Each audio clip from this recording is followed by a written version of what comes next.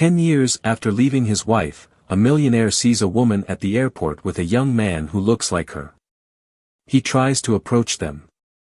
The Buenos Aires airport was full of activity that Friday morning. Javier Lopez, a successful 45-year-old businessman, was hurrying towards his boarding gate, dressed in an expensive suit and carrying a leather briefcase. He constantly looked at his gold watch. Another business trip, he thought, sighing. Despite his success, Javier felt an emptiness that all the money in the world couldn't fill. Suddenly, something caught his attention. A woman with brown hair walked past him, holding the hand of a boy of about 10 years old. Javier stopped, mouth open. The woman's face was too familiar to him. "Lucia," he murmured incredulously. But it wasn't only seeing her that surprised him, the boy at her side was like looking at himself in the past. The same green eyes, the same blonde, rebellious hair. Even the way he walked was identical to Javier's when he was a child. A memory struck him. Javier saw himself 10 years ago, like a punch in the stomach, escaping from the apartment he shared with Lucia, leaving only a cold letter on the kitchen table. Lucia's face had been sleeping peacefully, unaware that her life was about to fall apart. Javier felt his legs tremble. Could it be? He thought in panic. Lucia was pregnant. The guilt consumed him. He had abandoned not only his wife but also a son he didn't even know existed. Javier began to walk towards Lucia and the child, his heart pounding. He needed to talk to them, to explain, to understand what was happening. But the crowd at the airport got between them. Javier found himself pushing people, desperate to reach Lucia and the boy. He called out to her, but his voice was lost in the bustle of the airport. When he finally got through the crowd, Lucia and the boy had disappeared. Javier looked frantically around, but there was no sign of them. "Sir, are you okay?" asked a flight attendant, noticing his agitated state. Javier barely heard her. His phone rang. It was Veronica, his current wife. He ignored the call, still looking for Lucia and the child. "Sir, your flight is about to leave," insisted the stewardess. Javier looked at her, then at the boarding gate, and back to the airport lobby. At that moment, he made a decision that would change his life forever. "No, I'm not going to board," he said, still distracted. The stewardess was surprised, but Javier was already walking away, determined. He couldn't just leave now, he needed to find out the truth.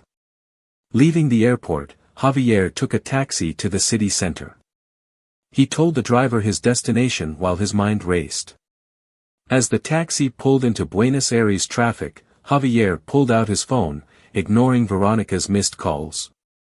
He dialed the number of an old friend, a private detective. "Francisco, it's Javier. I need you to help me find someone," he said as soon as his friend answered.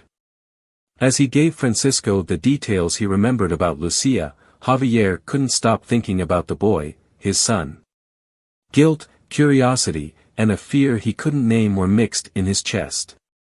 Javier knew that his life was about to change drastically, and for the first time in a long time, money and success seemed completely insignificant. What mattered now was finding Lucia and that child, and somehow trying to make up for the terrible mistake he had made 10 years ago. As the taxi drove through the streets of Buenos Aires, Javier got lost in memories of the past. His mind took him to a night 10 years ago in a hotel bar in New York. Javier was there on business, trying to close a big deal. Frustrated after another day of fruitless meetings, he ordered a drink at the bar. That was when Veronica appeared, beautiful and self-confident, with a smile that promised adventure. "Difficult day?" she asked, sitting next to him. That conversation changed everything. Veronica was an executive in a large company, full of ambition and wealth. She talked about money and power in a way that made Javier feel small but eager for more. In the months that followed, Javier made excuses for more business trips. Every day meeting Veronica left him more addicted to her presence, to her promises of a luxurious and successful life. "You deserve more," Javier, said Veronica. With the right people, he could be a millionaire. Javier found himself comparing his simple life with Lucia to the glamorous existence Veronica offered. Lucia, a dedicated teacher and loving wife, didn't seem to understand his ambitions. "Why do you need more?" asked Lucia. "Aren't we happy as we are?" But Javier wanted more. Much more. The conflict inside him grew every day. He loved Lucia, but the desire for wealth and status consumed him. Veronica represented everything he thought he wanted: success, power, recognition. On a cold autumn night, Javier made a decision that would change several lives forever. He waited for Lucia to fall asleep, packed a suitcase, and wrote a short, cold letter. "Lucia, I can't go on like this. I need more from life than you can give me. Please don't try to find me." With a heavy heart but blinded by ambition, Javier left the apartment without looking back. The tears he refused to spill burned in his eyes as he headed to the airport, on his way to a new life with Veronica. What Javier didn't know was that just a few days later, Lucia would discover she was pregnant.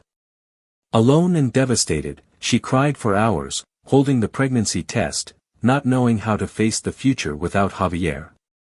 Back in the taxi in Buenos Aires, Javier felt the crushing weight of his past actions. How could I have been so selfish, so blind? "We're here, sir," the voice of the taxi driver brought him back to reality. Javier found himself in front of his friend Detective Francisco's office. With trembling hands, he paid the taxi fare and got out. "I need to find them," Javier murmured to himself, determined. Inside Francisco's office, Javier told the whole story: the meeting at the airport, his suspicions, his desperate need to know the truth. "Do you realize what you're doing, Javier?" asked Francisco, concerned. "This could change everything in your life."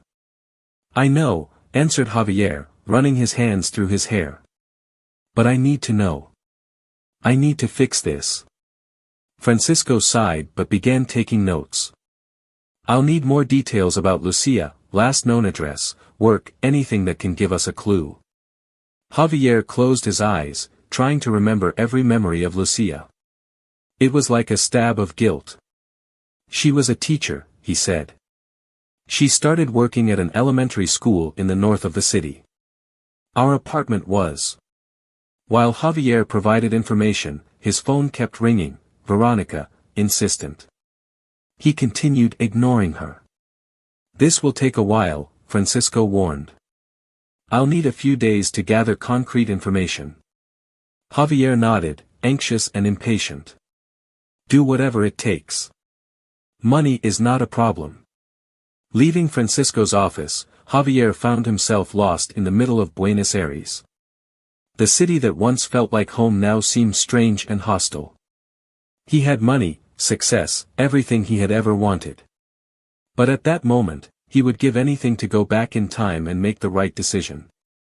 With the weight of the past on his shoulders and an uncertain future ahead, Javier began his journey to correct the biggest mistake of his life. Finding Lucia and the child became his only mission. He just hoped it wasn't too late. In the days that followed, Javier stayed in a hotel in Buenos Aires, anxiously waiting for news from Francisco. He barely slept, tormented by thoughts of Lucia and the child who could be his son. Meanwhile, on the other side of the city, Lucia woke up early, as usual. The modest house she called home was quiet, except for the soft sound of cartoons coming from the living room. "Ezekiel, breakfast," called Lucia, placing pancakes on the table. A 10-year-old boy with disheveled blonde hair ran into the kitchen. "Pancakes," exclaimed Ezekiel. Lucia smiled, ruffling her son's hair even more. For a moment, her smile faltered as she noticed once again how much Ezekiel resembled Javier. As Ezekiel ate, Lucia lost herself in memories. The first few years after Javier left were a nightmare. Pregnant and alone, she struggled to keep her teaching job while her belly grew. A memory hit her: Lucia, 8 months pregnant, sitting on the bathroom floor, crying with unpaid bills strewn around her, the fear of the future consuming her. Back in the present, Lucia shook her head, pushing away the painful memories. "We did it right, honey," she whispered to Ezekiel, who was too busy with his pancakes to notice the doorbell ring. It was Marcos, Lucia's boyfriend of 2 years, a kind man with an easy smile and gentle eyes. "Good morning, my loves," he said, entering and giving Lucia a kiss and Ezekiel a hug. Lucia felt a wave of gratitude. Marcos had been a blessing in their lives, accepting Ezekiel as if he were his son. On the other side of the city, Javier received the first pieces of information from Francisco. "She still lives in the same neighborhood," Francisco said on the phone. "In a small house on Olmo Street." Javier's heart raced. So close, after so much time. "And the boy?" he asked anxiously. "Yes, he has a son, Ezekiel, 10 years old, who attends the local school. From what I could find out, Lucia has been raising him alone since birth." The words hit Javier like a punch. It was true. She had a son he had never met, who grew up without a father. "There's something else," continued Francisco. "Lucia has been dating for 2 years a man named Marcos. From what I know, he is very present in their lives." Javier felt a pang of jealousy that surprised him. What right did he have to feel jealous? Meanwhile, in her mansion in the wealthy suburbs of Buenos Aires, Veronica paced back and forth, furious. Javier hadn't answered her calls for days. First, he missed an important flight, now, he was completely absent. "Something is wrong," she muttered to herself, her mind plotting possibilities. Back at Lucia's house, the morning routine continued. Marcos helped Ezekiel with his backpack while Lucia prepared the boys' lunch. "Don't forget we have that dinner with my parents tonight," Marcos reminded her softly. Lucia felt herself smiling, but inside, she felt a restlessness, an inexplicable feeling since she had seen that man at the airport. A man who looked too much like Javier. She couldn't shake the feeling that something was about to change. Javier, now driving slowly down Olmo Street, felt the same. His heart almost stopped when he saw the modest house that Francisco had described, a swing in the front yard, a bicycle leaning against the porch. He parked across the street, watching. What would he say? How would he explain his actions? How would he ask for forgiveness for 10 years of absence? At that moment, the front door opened. Lucia came out, as beautiful as ever, followed by Ezekiel and a man that Javier assumed was Marcos. They were laughing, a happy family on the way to school. Javier sank into the seat of the car, a whirlwind of emotions consuming him, guilt, regret, jealousy, fear, but also a growing determination. Somehow, he needed to be a part of that life. He needed to meet his son. He needed to repair what had been broken so long ago. But how could he do that without destroying the happiness that Lucia and Ezekiel seemed to have found? In the days that followed, Javier couldn't keep away from Olmo Street. He parked his car a few houses away, observing the routine of Lucia's family. Every glance from Ezekiel made his heart shrink. One day, as he watched, the watering can slip from Lucia's hands, the water spreading across the floor. Javier whispered her name incredulously. Before he could react, Lucia crossed the street, her eyes sparkling with anger. "What are you doing here?" she demanded, her voice trembling. "Lucia," Javier stammered. "I saw you at the airport with Ezekiel. I needed to." "Don't you dare say his name," interrupted Lucia. "You don't have that right." Curious neighbors began to look out their windows, attracted by the commotion. "Please, Lucia," begged Javier. "I know I was wrong, but Ezekiel, he is my son, right?" Lucia closed her eyes, taking a deep breath. When she opened them, they were full of unshed tears. "Yes," she said finally. "Ezekiel is your biological son. The son you abandoned before even knowing." Javier felt the words like a slap in the face. "I didn't know," he murmured. "If I had known." "What?" Lucia replied. You would have stayed. Don't fool yourself, Javier. You made your choice 10 years ago. Javier stepped forward. Let me meet him, please. I know I don't deserve it, but... Stop, Lucia almost shouted. You're right, you don't deserve it. Ezekiel has a good life and a family that loves him. I won't let you ruin it. At that moment, a car stopped, and Marcos got out, looking confused, from the agitated Lucia to the well-dressed stranger. Is everything okay, love? He asked, placing a protective arm around Lucia. Javier felt a wave of irrational jealousy. That man was living the life that should have been his. Everything is fine, Lucia answered without taking her eyes off Javier. He was just leaving. Marcos looked from one to the other, sensing the tension. Do you two know each other? He asked. Before Lucia could answer, a school bus stopped at the corner. Ezekiel got off, walking towards them. Panic took hold of Lucia. Javier, go away. Now, she hissed. Without thinking, Javier hid behind a tree, his heart pounding as he watched Ezekiel approach. The boy was his spitting image. Mom, is everything okay? Asked Ezekiel, noticing Lucia's agitated state. Lucia forced a smile. Everything is okay, honey.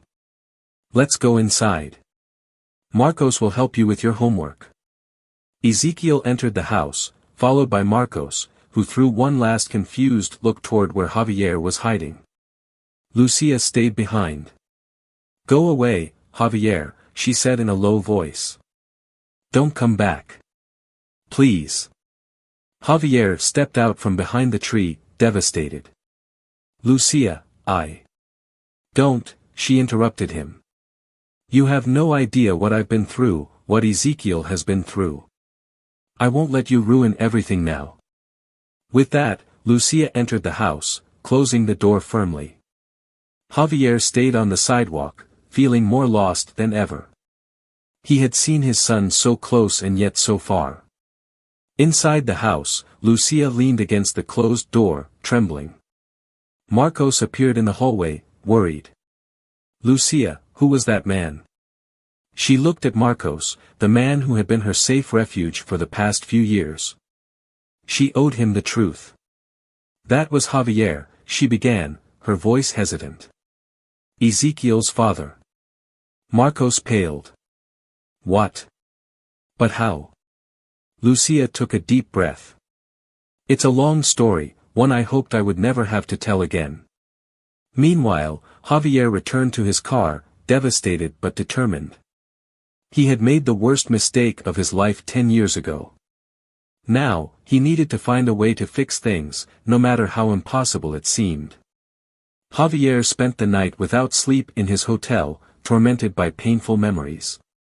For the first time, he confronted his past behavior with brutal clarity. He remembered 5 years before leaving when Lucia excitedly shared an opportunity for a promotion at school. That's great, darling, Javier had said absent-mindedly, not looking up from his newspaper. But don't get too excited. After all, it's just an elementary school. Lucia's smile visibly faded. Another memory, Lucia had suggested they save money so she could do a master's degree. Javier had laughed. Why? It's not like you're going to make a lot more money teaching kids to color. Back in the present, Javier felt shame gnawing at his stomach. How could he have been so blind, so insensitive? Meanwhile, in the house on Olmo Street, Lucia and Marcos spoke softly in the kitchen after Ezekiel went to bed. Do you think we should tell him? Marcos asked softly. Lucia sighed, running her hands over her tired face. I don't know. He has the right to know. But what if it hurts him?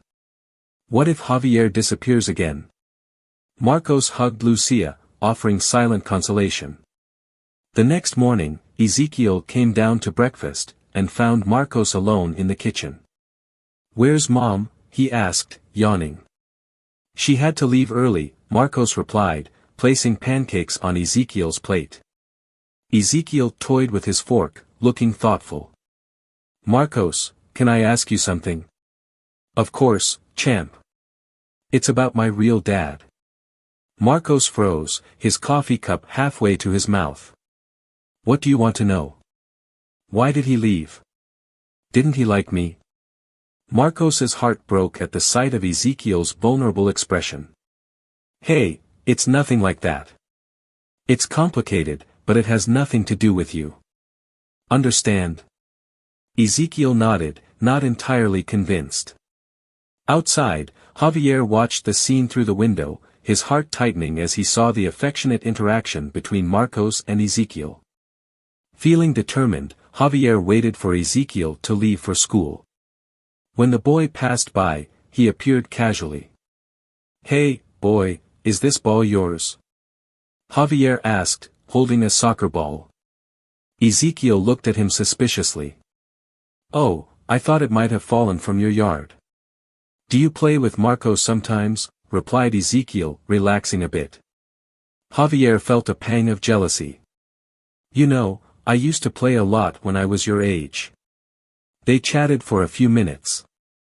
Javier savored every second, memorizing every detail of his son's face.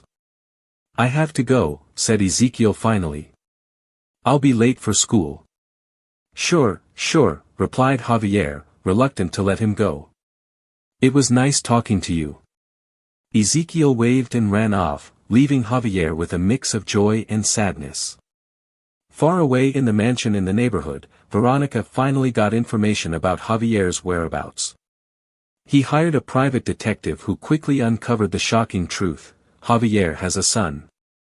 Veronica's eyes were dangerously bright. That fool has a son he never told me about. She walked around the luxurious room, her mind racing. This explains Javier's strange behavior, his sudden disappearance. A cruel smile formed on her lips. So, this is how he's gonna be loved. You want to trade your life of luxury for a school teacher and a boy. Veronica picked up the phone, her fingers dialing quickly. Hello, Mr. Ramirez. I need you to investigate more about this child, Ezekiel, right? I want to know everything, and first the divorce papers. It seems that I will need them soon. She posted a plan already forming in her mind. If Javier thinks that he can just leave me and his life of wealth, he will be in for a big surprise. Veronica will not give up without a fight, and she always fights to win. Lucia spent the restless night fighting with her thoughts. In the morning, with deep dark circles under her eyes, she made her decision: it was time for Ezekiel to know the truth. Ezekiel, honey, can we talk? Lucia called after breakfast, sitting on the couch. She took a deep breath. Do you remember when you asked about your father? Ezekiel nodded curiously. Well, there's something I need to tell you. Lucia began with a trembling voice. Your father, he's in town. He wants to meet you. Ezekiel's eyes widened. He's alive. Lucia explained everything to him, how Javier had left them, how he found out about her pregnancy. With each word, Ezekiel's expression went from surprise to confusion and finally to anger. He left us, shouted Ezekiel, standing up. And now he wants to meet me? No. I don't want to see him. Ezekiel, please understand, Lucia tried to calm him down. To understand that my real father is a coward. Ezekiel ran to his room, slamming the door. Lucia sank onto the couch, tears running down her face. She knew it would be difficult, but the pain in Ezekiel's eyes destroyed her. Meanwhile, Javier finally faced Veronica in his mansion. Why are you here? Veronica asked coldly. I thought you were too busy with your little secret family. Javier was shocked. How did you know?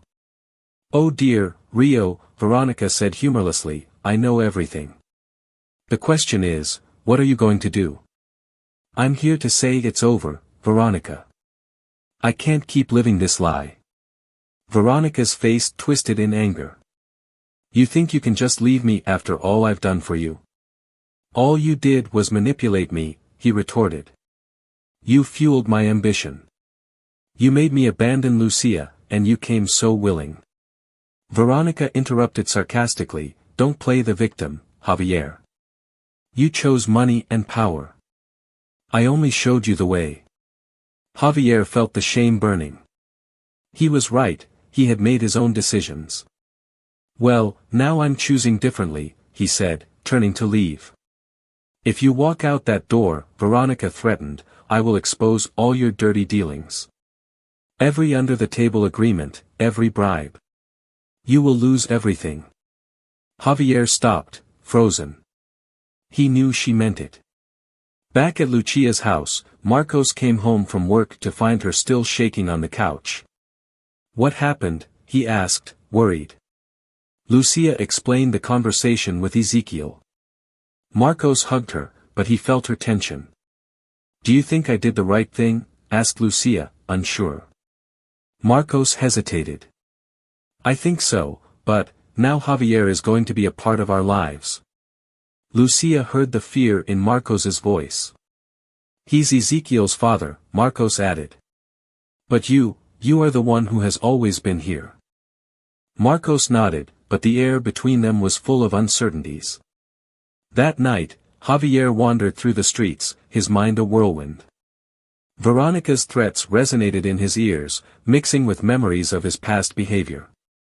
Flashbacks surfaced, Javier dismissing Lucia's dreams of getting a master's degree, Javier neglecting Lucia's emotional needs, focused only on earning more.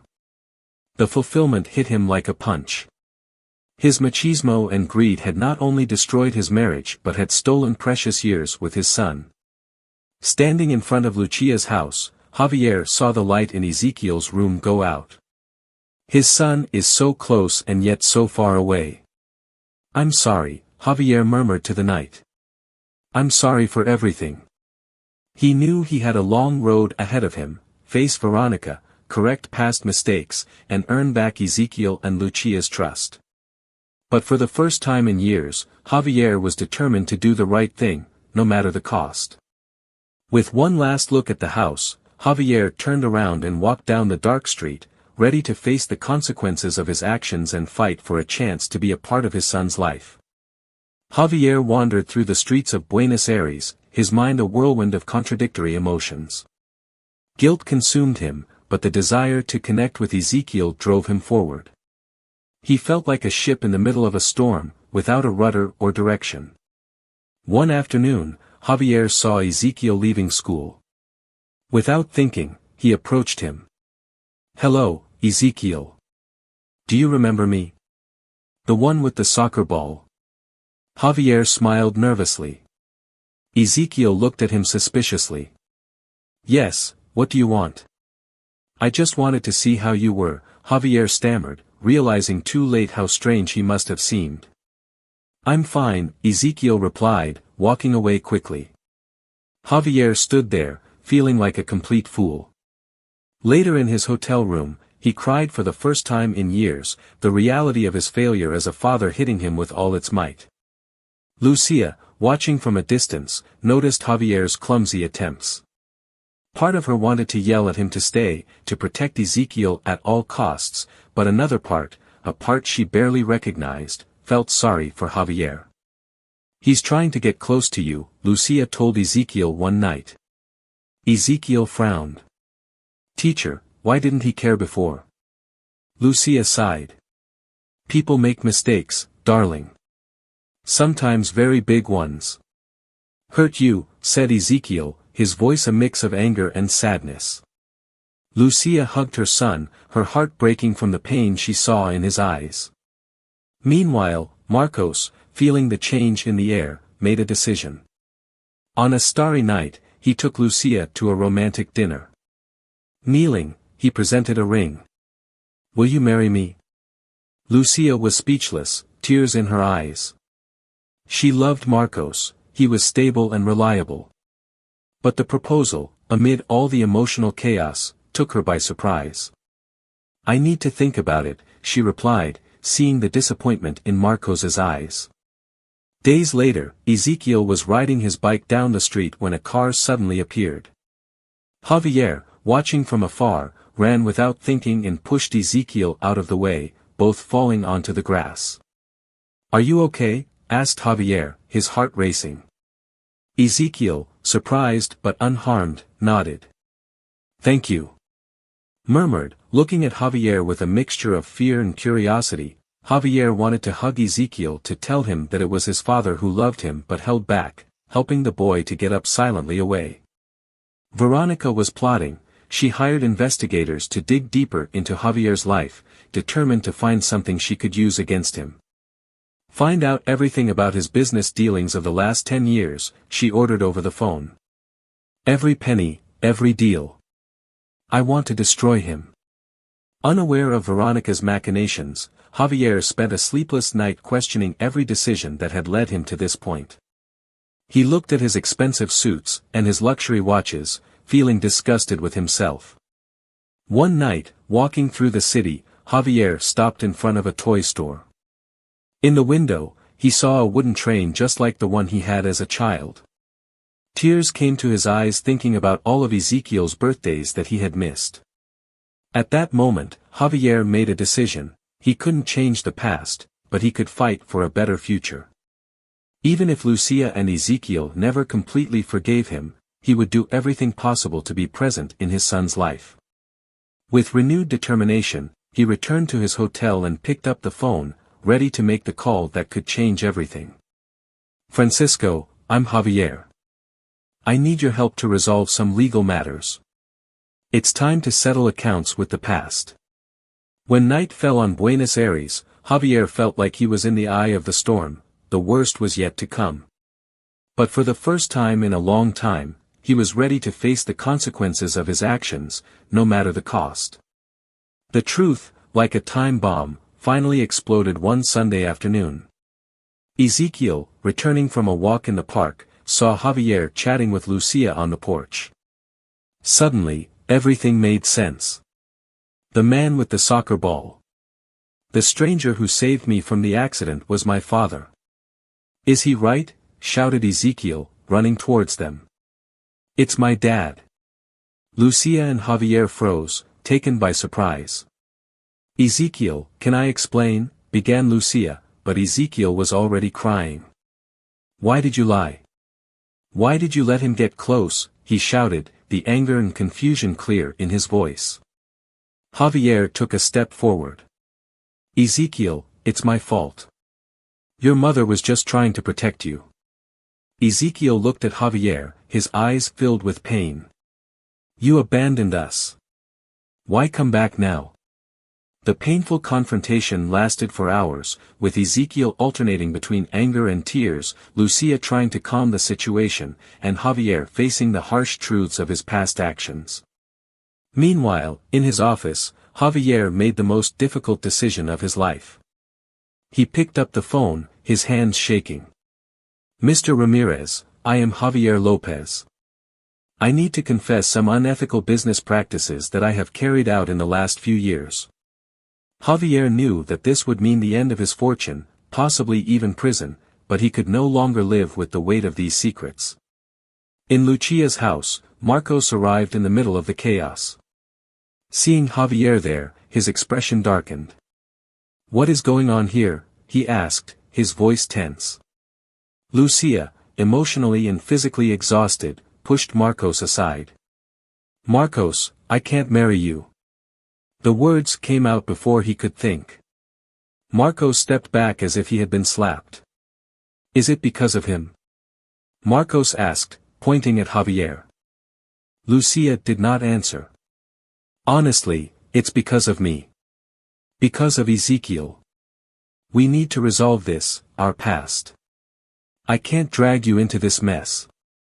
Marco left, hurt and confused, leaving Lucia devastated but strangely relieved.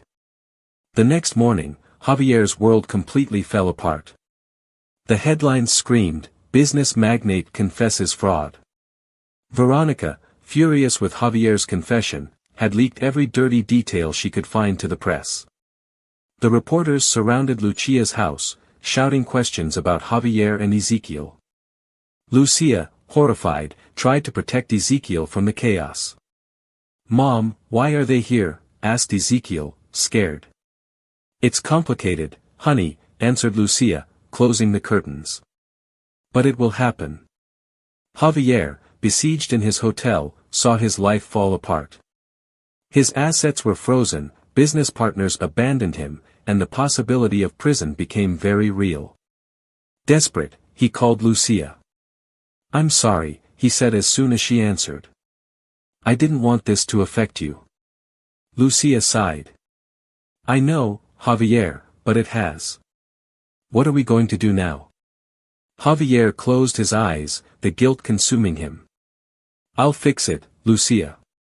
Somehow." That night, as the camera flashes lit up the street, Lucia sat with Ezekiel in his room. "Ezekiel, I know this is hard," she started, "but your father is trying to do the right thing." Ezekiel was silent for a moment.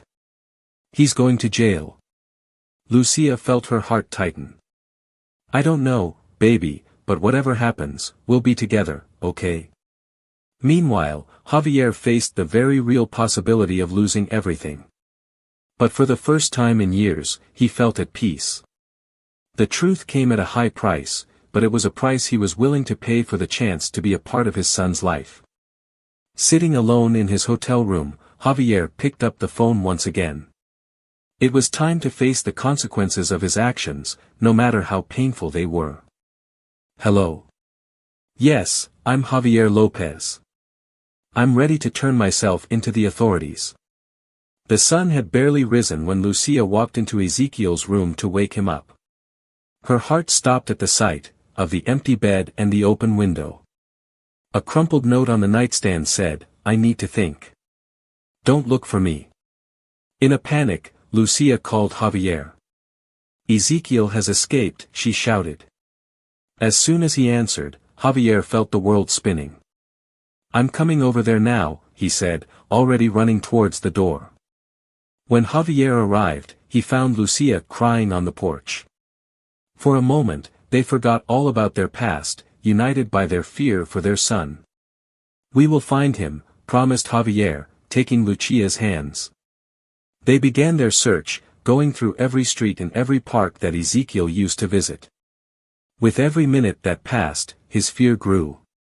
"And if something happens to him?" murmured Lucia, her voice trembling. Javier swallowed. "Nothing will happen to him. We can't lose hope." While they searched, memories of the country flooded their minds. Lucia remembered Javier playing with little Ezekiel in the garden before everything fell apart. Javier relived the moment he held Ezekiel for the first time in the hospital, the love he felt, the fears that made him run away. It was late in the afternoon when Marcos appeared, out of breath. "I came as soon as I heard," he said. "How can I help?" Lucia looked at him, surprised and grateful. Despite everything, Marcos still cared. "Thank you," she whispered, gently touching his arm. The three of them separated, covering more ground. The night came, cold and threatening, increasing the desperation of all. It was Javier who finally found a clue in the old park where he used to take Lucia years ago. He saw a solitary figure sitting on a swing. "Ezekiel," he called softly, approaching. The boy looked up, his red eyes swollen from crying. "Why did you come back?" he asked, his voice choked. Javier sat on the swing next to him, his heart heavy. "Because I made the biggest mistake of my life when I left, and I've regretted it every day." Since then, Ezekiel was silent for a moment. "You hurt Mom, you left us," he said. "I know," Javier replied, tears in his eyes, "and there's nothing I can do to change that. But I'm here now, trying to make things right. Even if you never forgive me, I want you to know that I love you, Ezekiel. I've always loved you." At that moment, Lucia and Marcos came running. "Ezekiel," exclaimed Lucia, hugging her son tightly. The scene was interrupted by the arrival of Veronica, bursting in. "So is this it?" she shouted at Javier. "You throw away everything we built for this pathetic little family." Javier stood up, positioning himself between Veronica and her family. Enough, Veronica. It's over. Veronica laughed bitterly. You're going to lose everything, Javier, your fortune, your freedom. Javier looked at Lucia and Ezekiel, then back at Veronica. For something that money can't buy, the family. True love. Veronica advanced furiously, but Marcos intervened, stopping her. You should leave, he said firmly.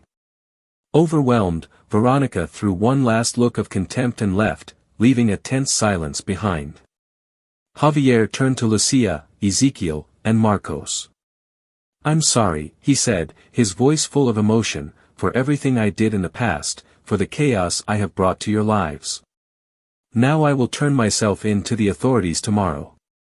You won't have to worry about me. Ezekiel, surprising everyone, took a step forward. You're going to go to jail. Javier nodded sadly. I probably did bad things, Ezekiel, and I need to pay for them.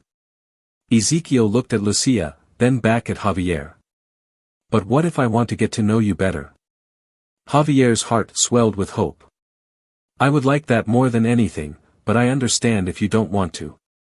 Lucia, with tears in her eyes, hugged Ezekiel. It's your decision, darling. We will be here for you no matter what you decide. At that moment, under the stars of the old park, a broken family slowly began to heal. It wouldn't be easy, there was a lot to solve, a lot to forgive. But for the first time in years, there was hope. Javier, Lucia, and Ezekiel hugged each other, a hug full of tears, regret, and above all, love. Marcos watched from a distance, a sad smile on his lips, knowing that he had done the right thing. The future was uncertain, but that night, at least, they were together, and for now, that was enough. The sound of the judge's hammer rang out in the courtroom, sealing Javier's fate. Found guilty of financial fraud, he was sentenced to 2 years in prison and ordered to return all his wealth. Javier accepted the verdict with a calm that surprised everyone. For him, it was a fair price for his mistakes. In the months that followed, Javier used his time in prison to reflect and plan his future. He enrolled in business ethics courses and began to develop ideas to help small businesses. Once released, Lucia, true to her word, allowed Ezekiel to visit Javier in prison. The first visits were tense and uncomfortable, but gradually, father and son started to get to know each other. How was school this week? Javier asked, genuinely interested. Ezekiel, initially reluctant, began to open up. I had a math test, I think I did well. Javier smiled proudly. I'm sure you are very smart, Ezekiel. Over time, the conversations deepened. Ezekiel asked difficult questions about the past, and Javier answered honestly. As painful as it was, Lucia watched this relationship develop with a mix of apprehension and hope, keeping clear boundaries and making sure Javier understood his role in Ezekiel's life. He needs you as a father, Lucia told Javier during a visit, but I can't risk him getting hurt again. Javier nodded, respecting Lucia's decision. I understand, and I will do everything I can to be the father Ezekiel deserves. Meanwhile, life continued outside the prison walls. Lucia and Marcos, after much reflection and honest conversations, decided to give their relationship a second chance. On a sunny day in spring, Lucia walked down the aisle, beautiful in a simple dress. Marcos was waiting for her, his eyes shining with love.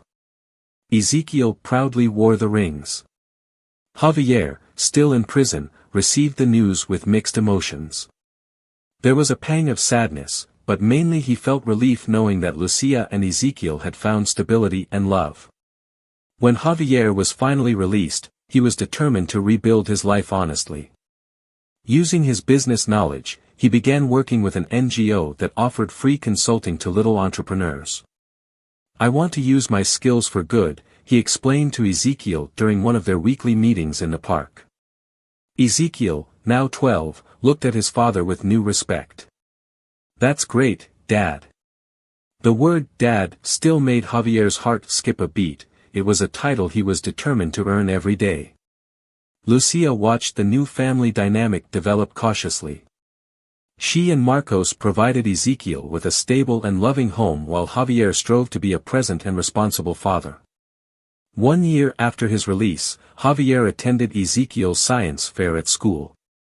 Standing next to Lucia and Marcos, he felt a wave of gratitude for being a part of his son's life, although in a different way than he had imagined. "I am proud of you, son," Javier told Ezekiel after his presentation. Ezekiel smiled, hugging Javier, then Lucia and Marcos. It was a scene that few would have imagined possible months ago, an unconventional family, but united by their love for Ezekiel. Later that night, Javier reflected on his journey. He thought about his past macho behavior and how he had underestimated Lucia and her ambitions.